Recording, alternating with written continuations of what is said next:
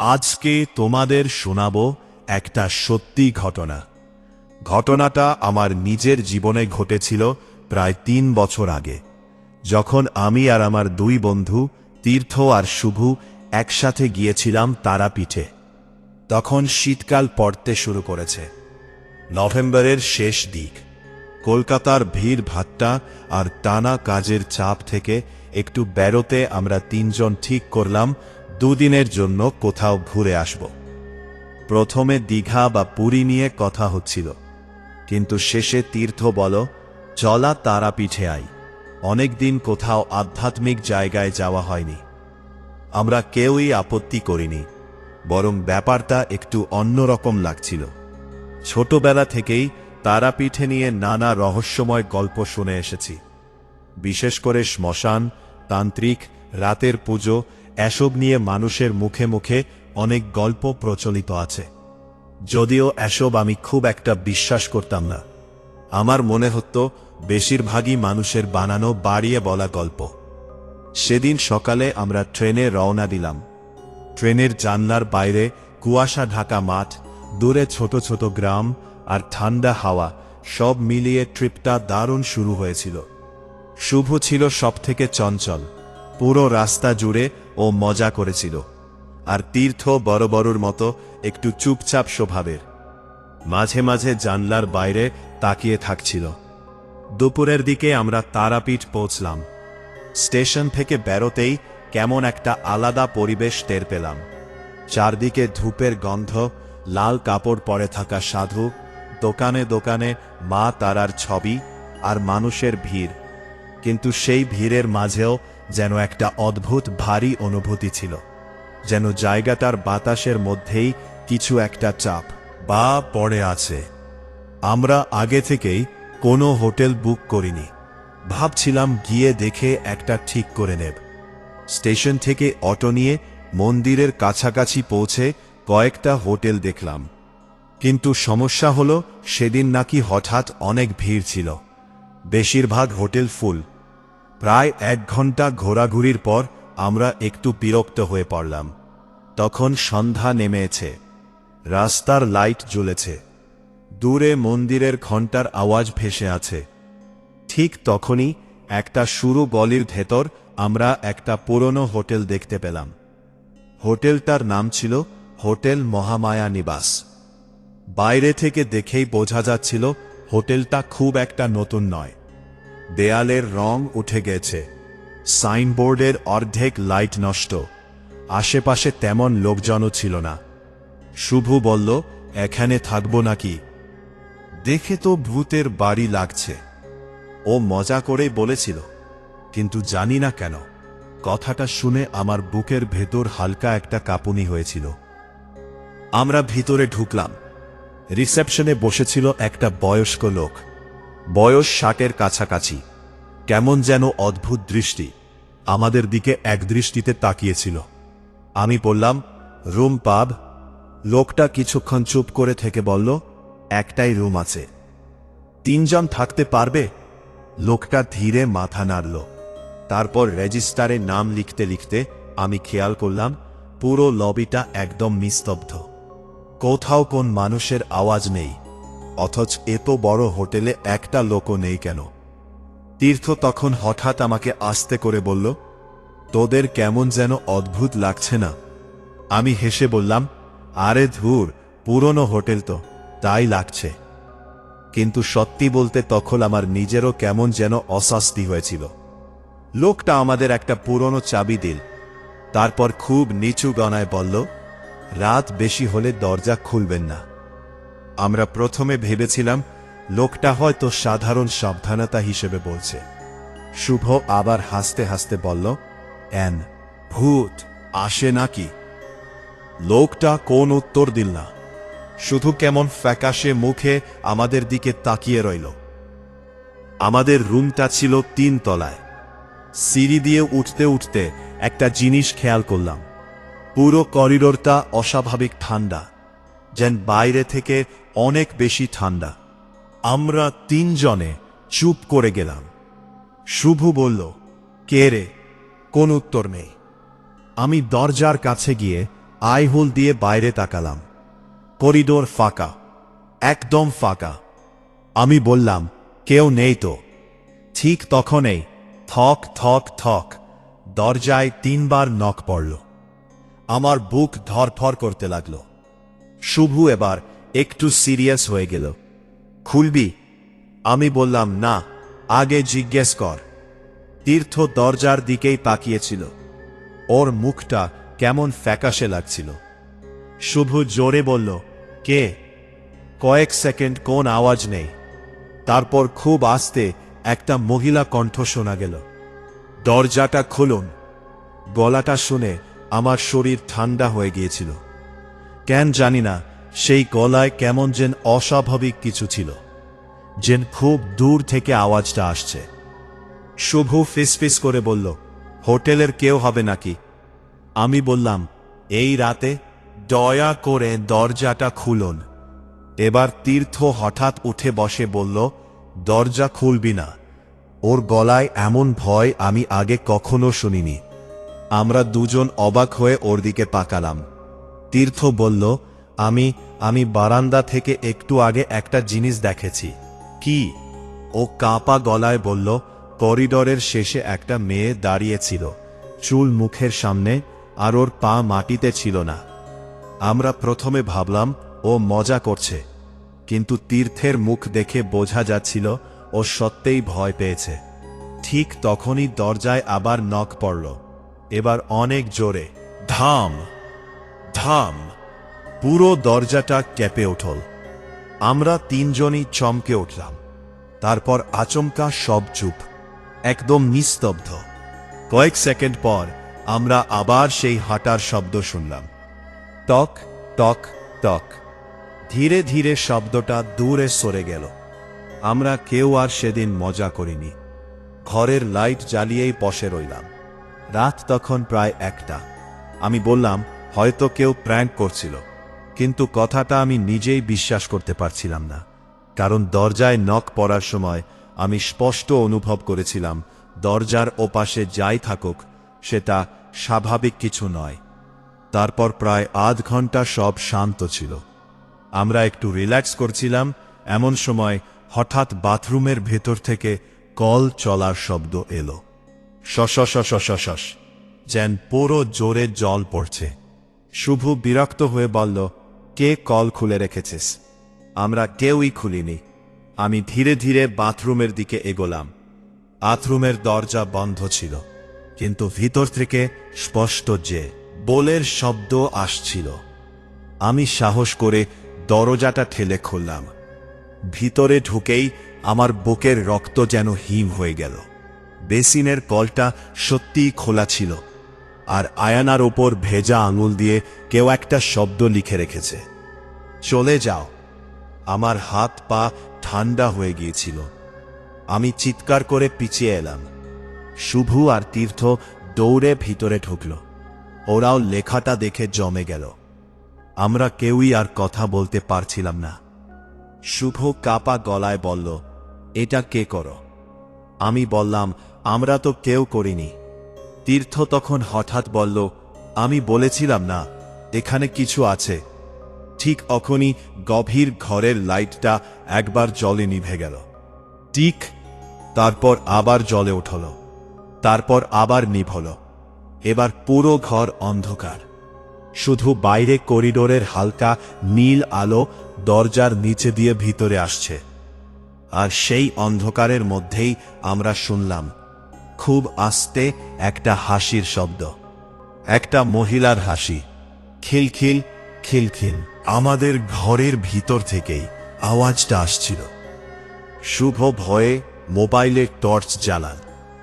টর্চের আলো ঘুরতেই আমি দেখলাম বাথরুমের দরজার পাশে কয়েক সেকেন্ডের জন্য একটা লম্বা সাদা ছায়া দাঁড়িয়েছিল।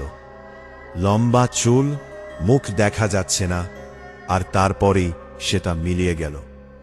শুভ এত জোরে চিৎকার করেছিল যে পুরো ঘর কেঁপে উঠেছিল। আমরা আর 1 সেকেন্ডও সেই ঘরে থাকতে চাইনি। আমি দরজার দিকে দৌড়ে গেলাম, কিন্তু দরজাটা খুলছিল না। ভিতর থেকে লক খোলা ছিল, তবুও দরজা নড়ছিল না। আমরা তিনজন মিলে টানতে লাগলাম। ঠিক তখনই আমাদের পিছনে আবার সেই হাসির শব্দ, এবার অনেক কাছে। খিল খিল খিল খিল। আমার মনে হচ্ছিল কেউ ঠিক আমাদের পিছনেই দাঁড়িয়ে আছে। তীর্থ কান্দে শুরু করেছিল, আর সেই মুহূর্তে ধাম, দরজাটা নিজে থেকেই খুলে গেল। আমরা এক মুহূর্ত দাঁড়াইনি, সোজা করিডোরে দৌড়ে বেরিয়ে এলাম। আমরা থেমে গেলাম, কারণ করিডোরের একদম শেষ মাথায় সেই মেয়েটা দাঁড়িয়েছিল। সাদা নোংরা কাপড়, চুল পুরো মুখ ঢেকে রেখেছে, আর মাথাটা আস্তে আস্তে গাঁথ হচ্ছিল। আমরা কেউ নড়তে পারছিলাম না, মনে হচ্ছিল শরীর অবশ হয়ে গেছে। তারপর মেয়েটা ধীরে ধীরে আমাদের দিকে হাঁটতে শুরু করল, টক টক টক। আর তখনই হঠাৎ নিচ থেকে সেই বুড়ো রিসেপশনিস্ট চিৎকার করে উঠল, ও দিকে তাকাবেন না, নিচে নেমে আসুন। আমরা যেন হুঁশ ফিরে পেলাম, পাগলের মতো সিঁড়ির দিকে দৌড়াতে শুরু করলাম।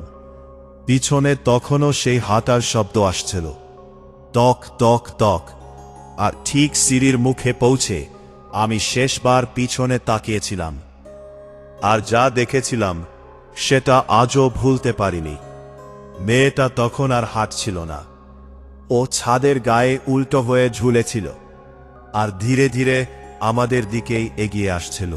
আমরা তিনজন তখন প্রাণপণে সিঁড়ি দিয়ে নিচে নামছি।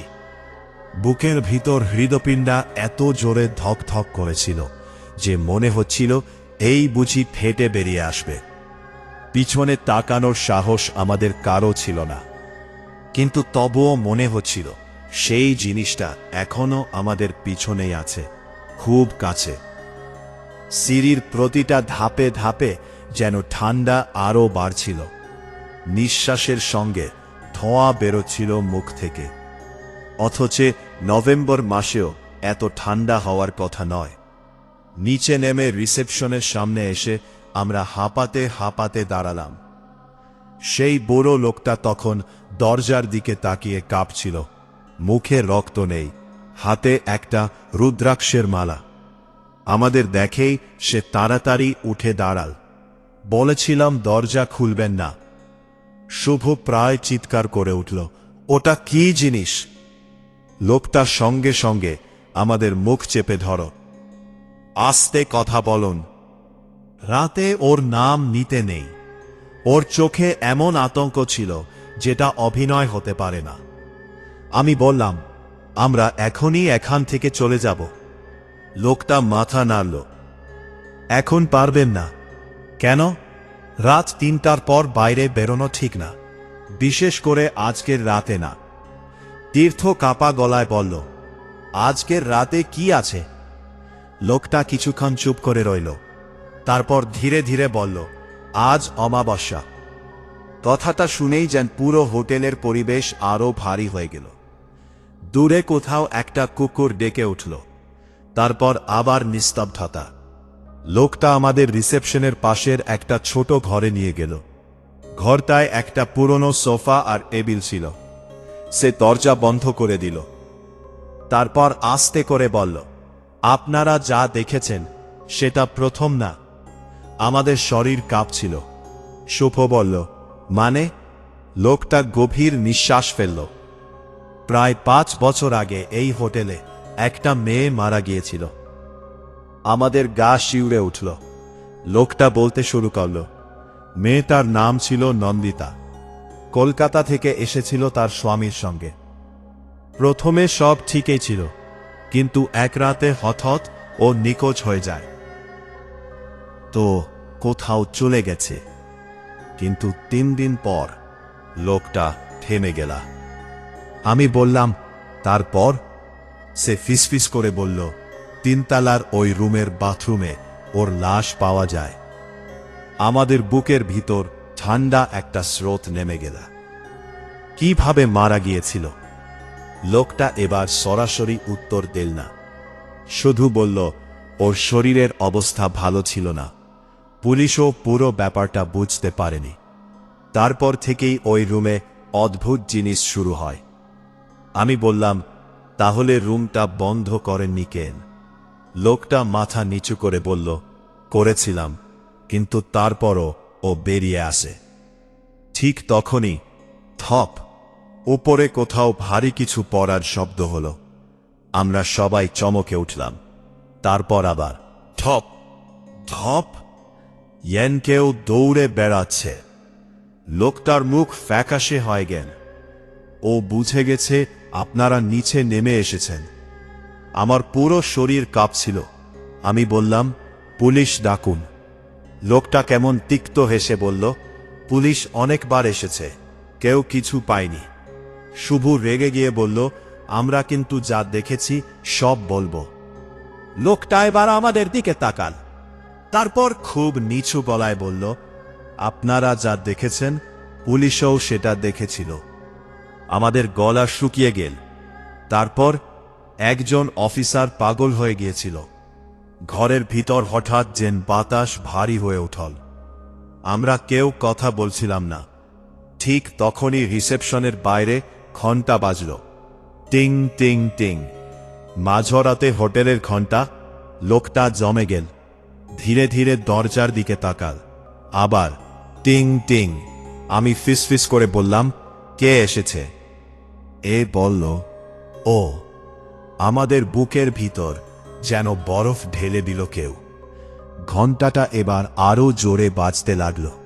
টিং ঠিং টিং। তারপর আচমকা থেমে গেল। পুরো হোটেল আবার চুপ। লোকটা আস্তে করে উঠে দাঁড়াল। কেউ দরজা খুলবেন না। সে ধীরে ধীরে রিসেপশনের দিকে গেল। আমরা তিনজন ঘরের ভিতর থেকেই উঁকি মারছিলাম। রিসেপশনের সামনে কেউ নেই, একদম ফাঁকা। কিন্তু মেঝেটা ভিজে, যেন কেউ ভেজা পা নিয়ে ভিতরে এসেছে। লোকটা নিচে তাকিয়েছিল। আমরাও দেখলাম ভেজা পায়ের ছাপ সোজা সিঁড়ির দিকে গেছে।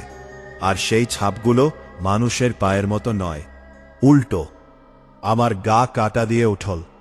তীর্থ ফিসফিস করে বলল, ও আবার উপরে গেছে। ঠিক তখনই হোটেলের সব লাইট একসাথে নিভে গেল। পুরো অন্ধকার।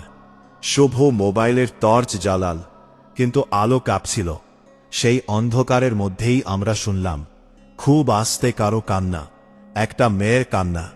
কেউ যেন খুব কষ্টে ফুপিয়ে ফুপিয়ে কাঁদছে। আওয়াজটা উপরের তলা থেকে আসছে। আমার শরীর অবশ হয়ে যাচ্ছিল।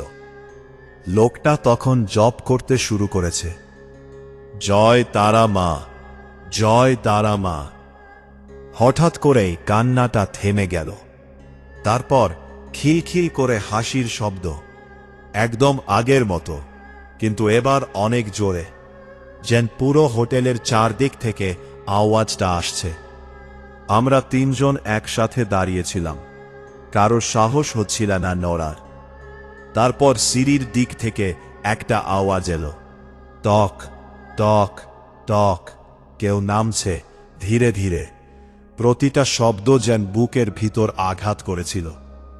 টর্চের আলো সিঁড়ির দিকে ফেলতেই আমি দেখলাম সাদা কাপড়ের এক টুকরো অংশ। তারপর ধীরে ধীরে একটা হাত দেখা গেল, কালো লম্বা আঙুল, নখগুলো অস্বাভাবিক বড়। শুভ প্রায় কেঁদে ফেল। আর তারপর সেই মেয়েটা, চুল পুরো মুখ ঢেকে রেখেছে, শরীরটা অদ্ভুতভাবে বাঁকা, যেন হাড়গুলো ঠিক নেই। ও সিঁড়ির মাঝখানে দাঁড়িয়েছিল। তারপর আস্তে আস্তে মাথাটা তুলল। চুলের ফাঁক দিয়ে আমি 1 সেকেন্ডের জন্য ওর চোখ দেখেছিলাম, পুরো সাদা, কোন মনি নেই।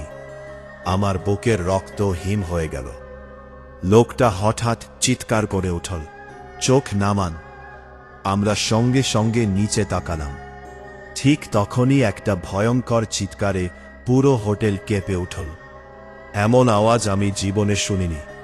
মনে হচ্ছিল কোন মানুষ না, অন্য কিছু। আমার কান ধরে যাচ্ছিল। তারপর আচমকা সব শান্ত। কয়েক সেকেন্ড পর সাহস করে উপরে তাকালাম। সিঁড়ি ফাঁকা, কেউ নেই। শুধু দেয়ালের ওপর লম্বা লম্বা ভেজা হাতের দাগ। আমরা তখন আর দাঁড়িয়ে থাকতে পারছিলাম না। শুভ বলল, আমি এখানে আর 1 মিনিটও থাকব না। লোকটা বলল, ভোর না হওয়া পর্যন্ত বেরোবেন না। কিন্তু কেন? সে ধীরে ধীরে বলল, কারণ রাত 3টার পর ও সবচেয়ে শক্তিশালী হয়। আমি বললাম, ও আসলে কি? লোকটা অনেকক্ষণ চুপ করে রইল। তারপর বলল, মারা যাওয়ার আগে নন্দিতার সঙ্গে খুব খারাপ কিছু হয়েছিল। কি? লোকজন বলে, ওকে খুন করা হয়েছিল। আমরা স্তব্ধ। লোকটা বলল, কিন্তু আসল ব্যাপারটা আরো ভয়ঙ্কর।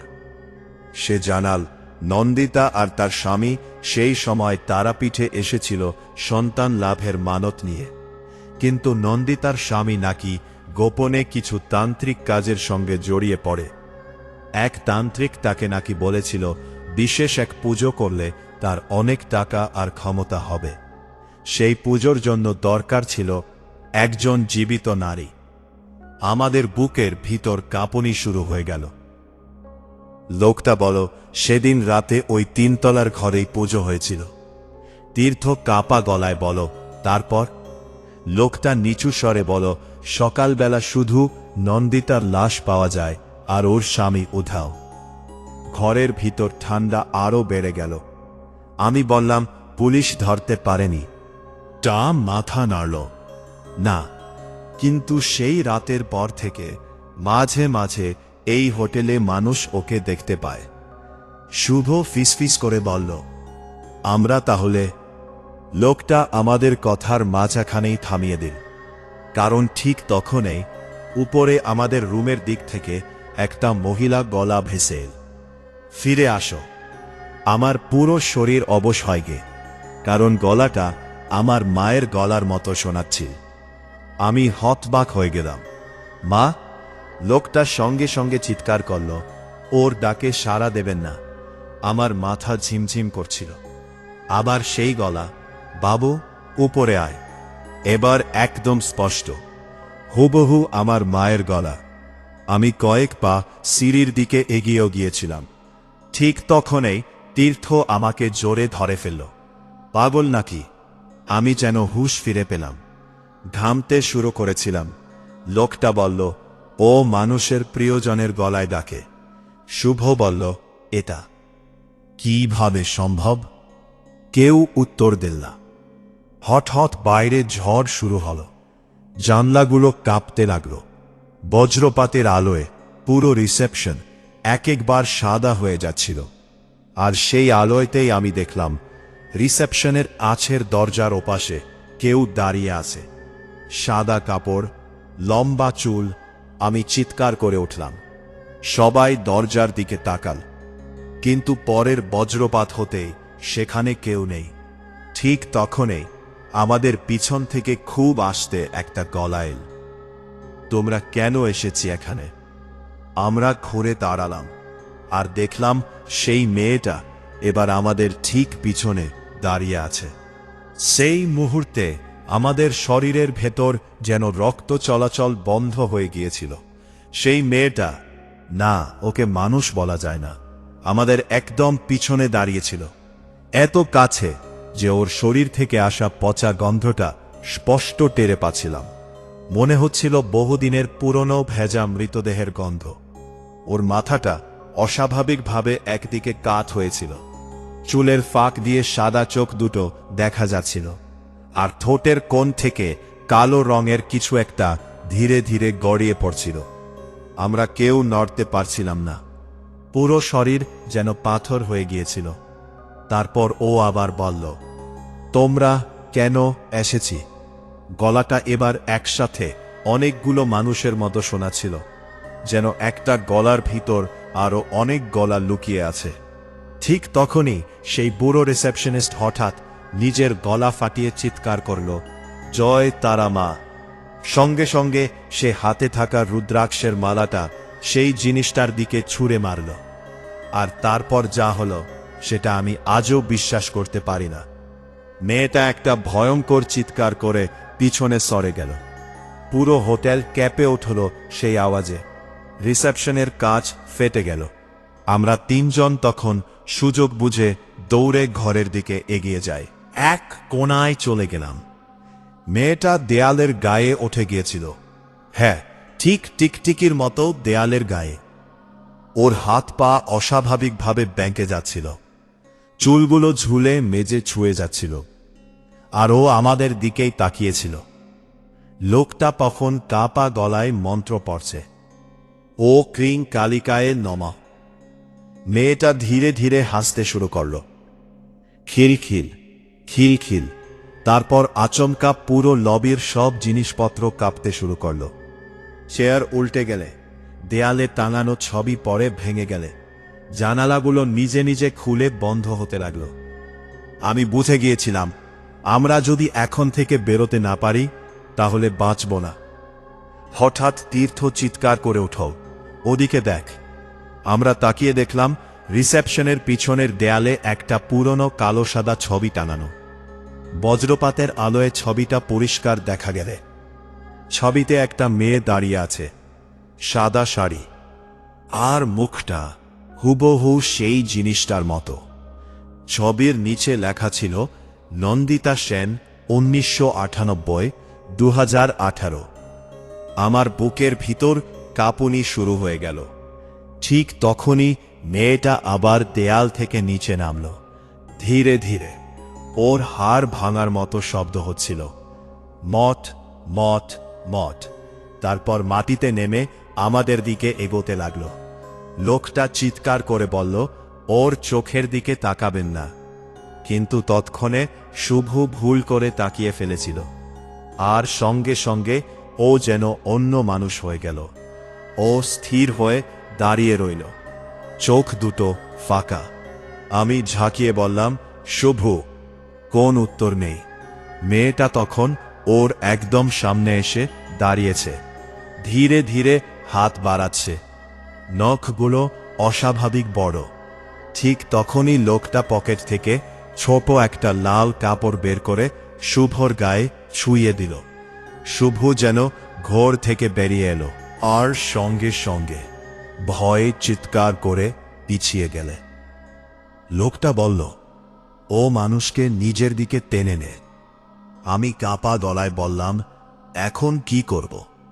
লোকটা কয়েক সেকেন্ড চুপ করে রইল, তারপর বলল, ওকে মুক্তি দিতে হবে। মানে? না হলে আজ রাত কেউ বাঁচবে না। আমাদের মাথা কাজ করছিল না। লোকটা বলল, নন্দিতার মৃত্যু স্বাভাবিক ছিল না, ওর আত্মা আটকে আছে। তীর্থ বলল, তাহলে কি করতে হবে? লোকটা ধীরে ধীরে বলল, যেখানে ও মারা গিয়েছিল সেখানে যেতে হবে।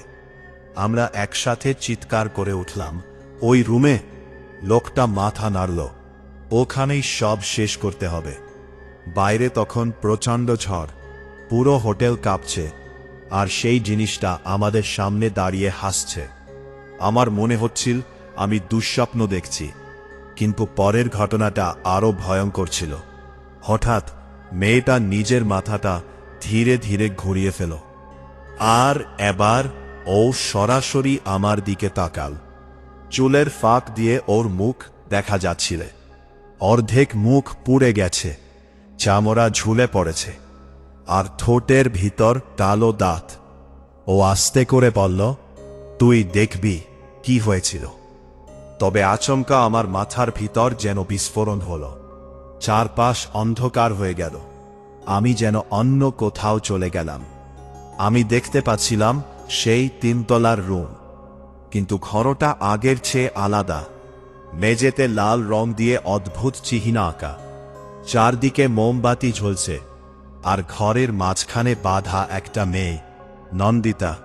ও কাঁদছে, চিৎকার করেছে, আমাকে ছেড়ে দাও। আর সামনে দাঁড়িয়ে আছে একজন লোক, কালো কাপড় পরা, মুখে দাড়ি, হাতে ছুরি।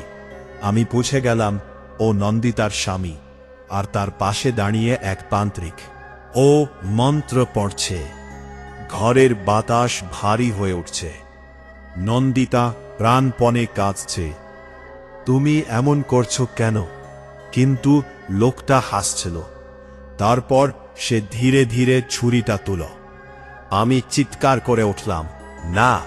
আর সঙ্গে সঙ্গে সব অন্ধকার হয়ে গেল। আমি আবার রিসেপশনে ফিরে এলাম। দেখলাম আমি মেঝেতে পড়ে আছি। তীর্থ আর শুভ আমাকে ধরে আছে। আমার পুরো শরীর ঘামে ভিজে গেছে। লোকটা বলো, আপনি কি দেখলেন? আমি হাঁপাতে হাঁপাতে সব বললাম। শুনে লোকটার মুখ ফ্যাকাশে হয়ে গেল। সে ফিসফিস করে বলল, তাহলে আজ ও সব দেখাতে চাইছে? শুভ কাপা গলায় বলো, কেন? লোকটা বলো, কারণ ও চাইছে সত্যিটা সামনে আসুক। ঠিক তখনই উপরের তলা থেকে ভয়ঙ্কর শব্দ এলো, ধাম ধাম ধাম, যেন কেউ দেয়ালে মাথা ঠুকছে। মায়েটা তখন ধীরে ধীরে পিছিয়ে সিঁড়ির দিকে যেতে লাগল। ও আমাদের দিকে তাকিয়ে বলল, চলো। তারপর উপরে উঠে গেল। আমরা স্থির হয়ে দাঁড়িয়েছিলাম। লোকটা বলল, ও ডাকছে। আমি বললাম, আমরা যাব। লোকটা আঁখি বন্ধ করে বলল, যেতেই হবে। আমরা চারজন ধীরে ধীরে সিঁড়ি দিয়ে উঠতে শুরু করলাম। প্রতিটা ধাপে ঠান্ডা বাড়ছিল, দেয়াল থেকে জল পড়ছিল, আর উপরে উঠতেই একটা পচা গন্ধ নাকে এলো, যেন বহুদিনের পুরনো লাশ। 3 তলায় পৌঁছে দেখি পুরো করিডোর অন্ধকার। শুধু আমাদের রুমের দরজাটা খোলা। ভিতর থেকে হালকা লাল আলো বেরোচ্ছে। আমাদের বুক ধড়ফড় করেছিল। লোকটা বলল, যাই হোক, ভিতরে যা দেখবেন ভয় পাবেন না। আমরা ধীরে ধীরে ভিতরে ঢুকলাম, আর ঢুকেই জমে গেলাম। ঘরটা আর আগের মতো নেই। মেঝেতে আবার সেই লাল চিহ্ন, চারদিকে মোমবাতি, আর দেয়ালে রক্তের মতো দাগ, যেন আমরা সময়ের পিছনে চলে গেছি। হঠাৎ বাথরুমের দরজাটা নিজে থেকেই খুলে গেল, কররররর, আর ভিতর থেকে ধীরে ধীরে বেরিয়ে এলো নন্দিতা। কিন্তু এবার ওর মুখ পুরো দেখা যাচ্ছিল, চোখে জল, মুখে অসহ্য যন্ত্রণা। ও আর আগের মতো ভয়ঙ্কর লাগছিল না, বরং মনে হচ্ছিল ভীষণ কষ্টে আছে। ও আস্তে করে হাত তুলল, তারপর বাথরুমের ভিতরের দেয়ালের দিকে দেখাল। লোকটা বলল, ওখানে কিছু আছে। আমরা ভয়ে ভয়ে ভিতরে ঢুকলাম। দেয়ালের একটা অংশ ভাঙা ছিল। লোকটা হাত দিয়ে ঠুকতেই ভিতর থেকে ফাঁপা শব্দ এল। আমরা মিলে অংশটা ভাঙতে শুরু করলাম, আর কয়েক মিনিট পর ভিতর থেকে একটা ছোট লোহার বাক্স বেরোল। বাক্সটা পুরো মরচে পড়া। লোকটা খুলতেই ভিতরে কিছু পুরনো কাগজ আর একটা ভিডিও ক্যাসেট পেলাম। কাগজগুলো দেখতে লোকটার হাত কাঁপতে লাগল। এগুলো তান্ত্রিক পুজোর মন্ত্র। হঠাৎ ঘরের সব মোমবাতি একসাথে নিভে গেল। গেল পুরো অন্ধকার। তারপর সেই ভয়ঙ্কর হাসি আবার শোনা গেল, কিন্তু এবার নন্দিতার না, একজন পুরুষের। গভীর ভয়ঙ্কর হাসি, হা হা হা। আমার বুকের ভিতর বরফ নেমে গেল। লোকটা ফিসফিস করে বলল, ও এসেছে। কে? যে নন্দিতাকে মেরেছিল। ঠিক তখনই ঘরের কোনায় একটা ছায়া দেখা গেল। ধীরে ধীরে সেটা বড় হতে লাগল। তারপর মানুষের আকার নিল, কালো কাপড়, দাড়িওয়ালা মুখ, ঝলন্ত চোখ। আমি সঙ্গে সঙ্গে চিনে গেলাম আমি যাকে ভীষণে দেখেছিলাম, নন্দিতার স্বামী। কিন্তু ও মানুষ ছিল না আর। ওর মুখ অস্বাভাবিকভাবে বিকৃত, হাতের আঙুলগুলো লম্বা, আর মুখে সেই অমানুষিক হাসি। সে বলল, ওকে কেউ মুক্তি দিতে পারবে না। তারপর আচমকা পুরো ঘরের জিনিসপত্র উড়তে শুরু করল। চেয়ার ছিটকে পড়ল, আয়না ভেঙে গেল। তীর্থ চিৎকার করে উঠল। লোকটা জোরে মন্ত্র পড়তে লাগল, কিন্তু ছায়াটা ধীরে ধীরে ওর দিকে এগোচ্ছিল। আমি বুঝে গিয়েছিলাম কিছু একটা করতে হবে। হঠাৎ আমার চোখ পড়ল নন্দিতার দিকে। ও কাঁদছিল, আর বারবার সেই বাক্সটার দিকে তাকাচ্ছিল। আমি তাড়াতাড়ি কাগজগুলো খুললাম। তার ভিতরে একটা হাতে লেখা লাইন ছিল, যে রক্ত দিয়ে বন্ধন শুরু হয়েছিল আগুন দিয়ে সেই বন্ধন শেষ হবে। আমি চিৎকার করে বললাম, আগুন। লোকটা সঙ্গে সঙ্গে বুঝে গেল। সে মোমবাতিগুলো তুলে সেই কাগজে আগুন ধরিয়ে দিল, আর তারপর সেই আগুন ছুঁড়ে মারল ঘরের মাঝখানের লাল চিহ্নের উপর। সঙ্গে সঙ্গে পুরো ঘর ক্যাপে উঠল। একটা ভয়ঙ্কর চিৎকারে কানে তালা লেগে গেল। নন্দিতার স্বামীর ছায়াটা পাগলের মতো চিৎকার করতে লাগল। ওর শরীর আগুনে পুড়তে শুরু করল। না আ দেয়াল ফাটতে লাগল। ছাদ থেকে পলেস্তারা পড়েছিল। আমরা প্রাণপণে দরজার দিকে দৌড়ালাম। পিছনে তখন আগুন ছড়িয়ে পড়ছে। নন্দিতা দাঁড়িয়েছিল ঘরের মাঝখানে। ও এবার আমাদের দিকে তাকিয়ে হালকা হাসল, একটা শান্ত হাসি। তারপর ধীরে ধীরে ওর শরীর আলো হয়ে মিলিয়ে গেল, আর সঙ্গে সঙ্গে পুরো হোটেল কেঁপে উঠল। আমরা সিঁড়ি দিয়ে নিচে নেমে বাইরে বেরিয়ে এলাম। ঠিক সেই মুহূর্তে থাম! পুরো 3 তলার একটা অংশ ভেঙে পড়ল। মানুষজন চিৎকার করতে করতে জড়ো হতে লাগল। আমরা হাঁপাতে হাঁপাতে রাস্তার পাশে বসে পড়লাম। আকাশে তখন ভোরের আলো ফুটছে। ঝড় থেমে গেছে। চারদিক অদ্ভুত শান্ত। সেই বুড়ো লোকটা ধীরে ধীরে আমাদের পাশে এসে বসল। তারপর বলল, আজ ও মুখ পিতাল। আমি বললাম, আপনি এতদিন এখানে ছিলেন কেন? লোকটা দূরে তাকিয়ে বলল, কারণ আমি সেদিনের সব জানতাম, কিন্তু কাউকে বলিনি। তারপর সে উঠে দাঁড়াল। এবার আপনারা চলে যান, আর কখনো এই জায়গায় ফিরবেন না। সেদিন সকালেই আমরা প্রথম ট্রেনেই কলকাতায় ফিরে এসেছিলাম। কিন্তু ঘটনাটা সেখানেই শেষ হয়নি। প্রায় 1 মাস পর আমি জানতে পারি সেই হোটেলটা পুরোপুরি বন্ধ হয়ে গেছে। লোকজন বলে এখন ওখানে কেউ থাকে না। রাতে নাকি আলোচনা, মাঝে মাঝে 3 তলার ভাঙা জানালায় একটা সাদা ছায়া দাঁড়িয়ে থাকতে দেখা যায়। যদিও আমি জানি সেটা নন্দিতা নয়, কারণ সেদিন ও মিলিয়ে গিয়েছিল। ওর চোখে প্রথমবার আমি শান্তি দেখেছিলাম। কিন্তু আজও মাঝে মাঝে মাঝরাতে ঘুম ভেঙে যায়। মনে হয় কেউ খুব আস্তে আমার কানের কাছে ফিসফিস করে বলছে, তুই সব দেখেছিস। আর তখনই ঘরের কোণা থেকে ভেসে আসে ভেজা পায়ের শব্দ, টক টক টক। যদি গল্পটা ভালো লেগে থাকে তাহলে অবশ্যই সাবস্ক্রাইব করে রেখো, কারণ এরকম আরও সত্যি ভৌতিক ঘটনা নিয়ে আবার ফিরে আসব।